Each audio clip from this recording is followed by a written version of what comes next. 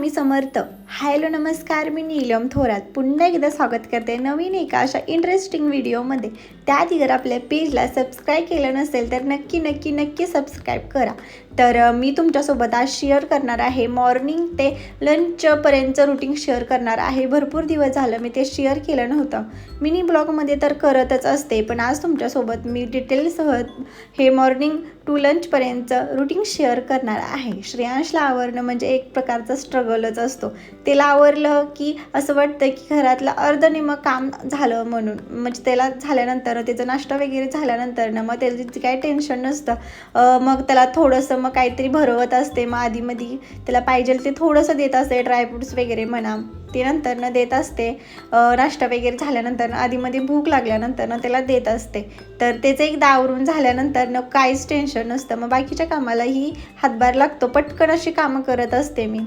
आहो देखील आज घरात नव्हते. आहो असल्यानंतर म्हणजे ते कामाला वगैरे जाताना एक बाबांनो रुटीन आपलं फिक्स असतं. जेवण नाश्ता म्हणा, नंतर बाकीची घरातली कामे म्हणा ते, आणि दुसरी म्हणजे भरपूर दिवस पेंडिंग असतात ते कामं, म्हणजे छोटी मोठी कामं असतात पण ते दिसून येत नाहीत.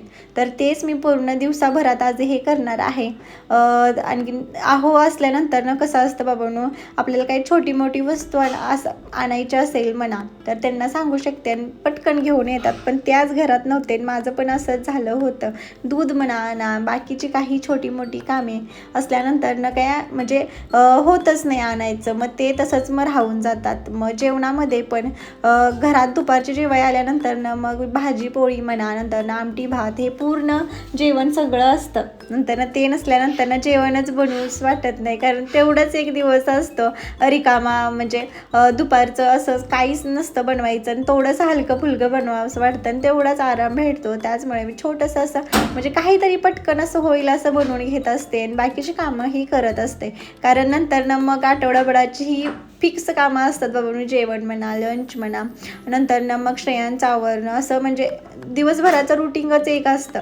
तर त्या रुटीनमधून थोडंसं असा वेळ काढून, रविवारचं तर रुटीन असं बिझी असतं ना, लेट उठणं, लेट जेवण करणं, लेट वगैरे सगळं लेट असतं. त्यामुळे आजचा दिवस भरपूर दिवस असा होता की एक दिवस असा म्हणजे घरातलं पूर्ण असं काम वगैरे करायचं होतं, म्हणून हलकंच मी असं जेवण बनवून घेत होते.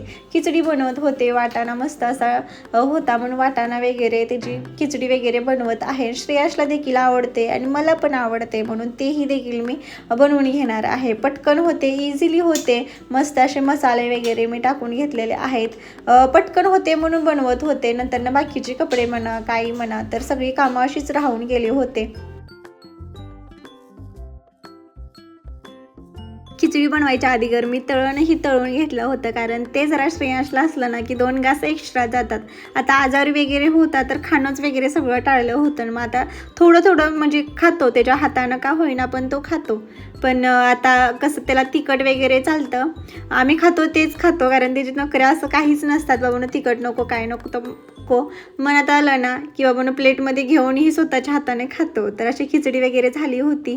आता वाटाण्याचा सीझन संपत आलेला आहे ऑलमोस्ट. नंतर वाटाणे वगैरे खायला गेलो तर भरपूर महाग असतात. आहे तोपर्यंतच भरपूर असा त्याचा फायदा घ्यायचा ना, असं मस्त जेवण वगैरे बनवायचं.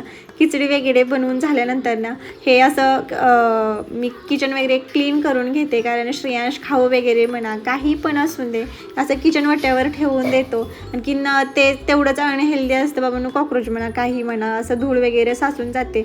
म्हणून बाबून हे एक डेली रुटीनमध्ये फिक्सच असतं. दररोज हे असं धुणं चालूच असतं बाबून. श्रेयांचं खाऊ वगैरे सांगतो काही पण म्हणजे तिखट म्हणा, नंतर तेलकट वगैरे असे डाग वगैरे असतात, म्हणून हे वगैरे क्लीन करूनच घेत असते मी.